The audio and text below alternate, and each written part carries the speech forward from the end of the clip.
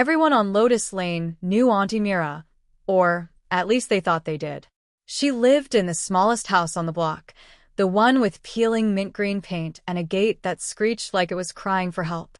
Every morning at exactly 6 a.m., she swept the street with military discipline, scolding dust like it had personally offended her.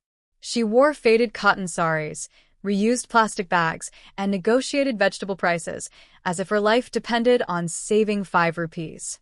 Such a miser, the neighbors whispered. Poor thing, no family, no money, others sighed. Auntie Mira smiled at all of them. What no one noticed was how her smile never looked worried. One afternoon, a luxury black car, polished enough to reflect the sky, rolled into Lotus Lane. Children stopped playing. Aunties froze mid-gossip. The car stopped right in front of Mira's tiny house. Out stepped a man in a tailored suit, holding a leather folder and looking wildly out of place. Wrong address, someone muttered. The man walked straight to Auntie Mira, bent slightly and said, "Ma'am, the board meeting has been rescheduled to Monday." Silence fell like a dropped plate. Board meeting? Mira adjusted her slippers, nodded calmly, and replied, "Tell them I'll join online. And no, I don't want the Singapore deal yet." The man nodded, respectfully, and left. By evening, the rumors exploded. 3 days later, the truth spilled out by accident. Mrs. Sharma's son, a finance blogger, nearly choked on his tea while scrolling through a business article. "Mom," he yelled, "this is Auntie Mira." The article featured a photo from 20 years ago. Mira Iyer, co-founder of a now global logistics company, early investor in multiple tech startups, current net worth, 8 figures. Millionaire.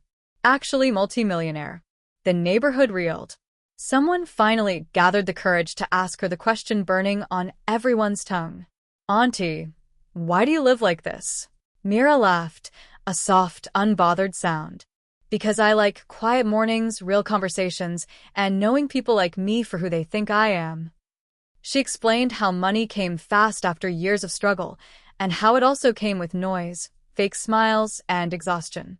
So she stepped away.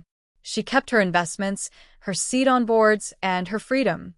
Lotus Lane was her hiding place from a world that measured worth in cars and clothes. The next morning, Auntie Mira was back on the street at 6 a.m., sweeping as usual. But things had changed.